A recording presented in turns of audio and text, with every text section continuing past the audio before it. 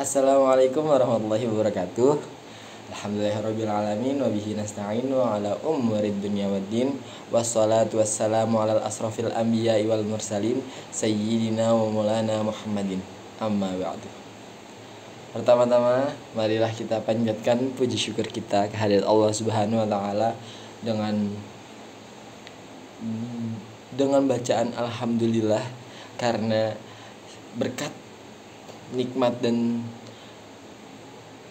taufiknya kita masih diberikan sehat, dan kita masih diberikan kebahagiaan, dan kita masih diberikan segalanya hingga detik ini. Salawat serta salam tak lupa kita curahkan kepada keharibaan beliau Nabi besar Muhammad sallallahu alaihi wasallam, yang mana telah memberikan kita telah membawa umat Islam dari zaman jahiliyah menuju zaman terang benderang, yakni ad-dinul Islam wal iman. Perkenalkan, di sini saya Fahrul Razi, mahasiswa semester 7 Komunikasi Penyiaran Islam UIN Raden Masjid Surakarta. Di sini saya akan memberikan sedikit pemahaman saya terkait ilmu Islam, ilmu pengetahuan Islam, atau biasa kita familiar dengan istilah ceramah ya. Di sini saya akan membawakan tema yang berjudul keutamaan doa keluar rumah, dan juga keutamaan dan kemuliaan doa. Islam adalah agama rahmatan lil alamin, teman-teman. Di dalam Islam itu sangat detail. Hingga saking detailnya Islam, kita tuh diajarkan doa-doa, ataupun sebelum melakukan kegiatan yang akan kita lakukan, kita tuh harus ada niat dan membaca doa. Lebih simpelnya, niat tuh ada di dalam hati.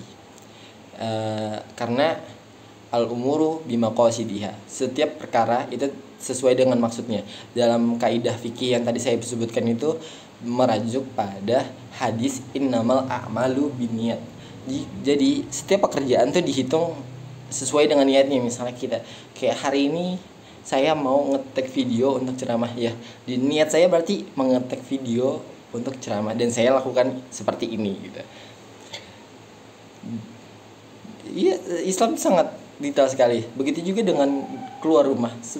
Karena dia keluar rumah itu berurusan dengan dunia luar, dan juga hal-hal yang kita juga tidak tahu itu, maka Islam menganjurkan untuk kita membaca doa. Kalau seperti yang saya tahu, membaca doa keluar rumah itu adalah Bismillahi tawakkaltu 'alallah la haula wala quwata illa billah, yang artinya dengan nama Allah aku berserah diri kepada Allah, dan tidak ada daya dan upaya melainkan dengan pertolongan Allah.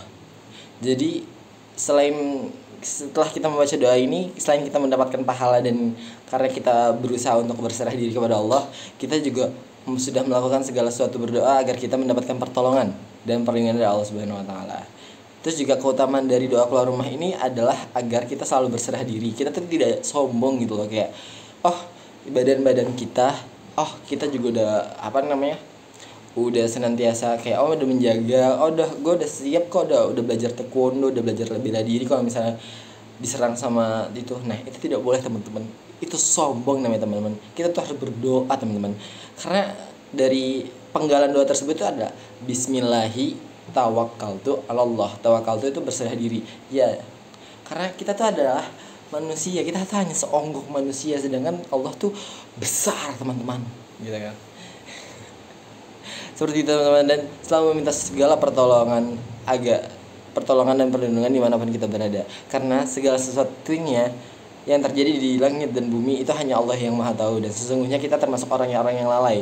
Di saat kita hendak keluar rumah dan akan melakukan perjalanan jauh, maka sebaiknya kita berwudu terlebih dahulu, supaya di saat kita melakukan perjalanan badan kita dalam kondisi suci. Nah, itu yang disarankan ya, teman-teman. Jadi sebelum kita keluar rumah, selain kita membaca doa, simpelnya kita membaca doa saja. Bisa dengan bismillah. Cuman lebih baik lafadznya diperluas lagi, karena semakin detail doa semakin Allah suka, teman-teman. Karena doa itu adalah jembatan atau tali sambung kita hamba terhadap Tuhan ya. Nah, itu doa keluar rumah. teman-teman mau tahu doa kemuliaan doa. Jadi keutamaan doa itu adalah pertama, doa adalah ibadah yang paling mulia di sisi Allah. Menurut Abi Hurairah radhiyallahu an, Rasulullah pernah bersabda, laisa syai'un akrama 'ala Allah ta'ala minad du'a, yang artinya tidak ada sesuatu yang paling mulia di sisi Allah daripada doa. Hadis riwayat Sunan At-Tirmizi bab doa 12/12 263, di Sunan Ibnu Majah bab doa 2341. Dan Syekh Al-Mubarakfuri berkata bahwa makna hadis tersebut adalah tidak ada sesuatu ibadah qauliyah, ucapan, yang lebih mulia di sisi Allah daripada doa. Sebab membandingkan sesuatu harus dengan substansinya, sehingga pendapat yang mengatakan bahwa sholat adalah ibadah badaniyah yang paling utama, sehingga hal ini tidak bertentangan dengan firman Allah, inna akramakum indallahi atqakum. Sesungguhnya orang yang paling mulia di antara kamu di sisi Allah adalah orang yang bertakwa di antara kamu. Yang pertama adalah doa adalah ibadah, keutamaan doa. Yang kedua, doa adalah Allah murka terhadap orang-orang yang meninggalkan doa. Berdasarkan hadis riwayat Abu Hurairah radhiyallahu an, bahwasanya Rasulullah SAW pernah bersabda, malam yas'alullah ghadallahu alaih. Barang siapa yang tidak meminta kepada Allah, maka Allah akan memberkainya. Hadis riwayat At-Tirmizi. Menurut Imam Hafiz Ibnu Hajar menuturkan bahwa Imam At-Thalibi berkata, makna hadis di atas atau hadis yang saya sebutkan tadi, yaitu barang siapa tidak meminta kepada Allah, maka dia akan murka. Begitu pula sebaliknya, dia sangat senang apabila diminta hambanya. Di kitab Fathul Bari 11/98, Imam Al-Mubarakfuri juga berkata bahwa orang yang meninggalkan doa berarti sombong dan merasa tidak membutuhkan Allah. Imam At-Talibi berkata bahwa Allah sangat senang tatkala dimintai karunia-Nya. Maka barang siapa yang tidak memohon kepada Allah, maka berhak mendapatkan murkanya. Dan keempat, keutamaan doa, yaitu doa mampu menolak takdir Allah. Seperti hadis dari Salman Al-Farisi radhiyallahu anhu bahwasanya Rasulullah SAW pernah bersabda, la yaruddul qada'a illa du'a. Tidak ada yang mampu menolak takdir kecuali doa. Jadi dari hadis ini Syekh Al-Mubarakfuri berkata bahwa yang dimaksud hadis ini adalah takdir yang tergantung pada doa, dan doa bisa menjadi sebab tertolaknya takdir. Karena takdir tidak bertolak belakang dengan masalah sebab akibat. Boleh terjadinya sesuatu menjadi penyebab terjadi atau tidaknya sesuatu yang lain termasuk takdir. Contohnya, berdoa agar terhindar dari musibah. Keduanya adalah takdir Allah. Boleh jadi seseorang ditakdirkan tidak berdoa sehingga terkena musibah. Seandainya dia berdoa, mungkin tidak terkena musibah. Sehingga doa ibarat tameng dan musibah laksana panah.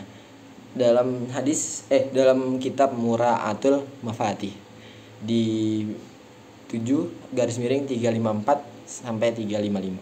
Jadi dari hadis tersebut, doa adalah menolak takdir. Bisa mampu menolak takdir tuh takdir yang bisa dirubah. Dalam hal makanya tadi kita dianjurkan untuk keluar rumah membaca doa, karena kita tidak tahu di luar sana banyak mudarat, banyak bahaya yang bisa saja menimpa kita. Cuman karena kita sudah berdoa bismillahirrahmanirrahim, kita berserah diri kepada Allah, maka Allah akan menjaga kita. Seperti itu. Mungkin itu sekian pemahaman saya terkait doa keluar rumah dan sedikit insight. Mungkin teman-teman juga bisa menerapkannya di kehidupan sehari-hari. Kurang lebihnya mohon maaf. Wallahu a'lam bishawab. Wabillahi taufiq wal hidayah. Waridho wal inayah. Assalamualaikum warahmatullahi wabarakatuh.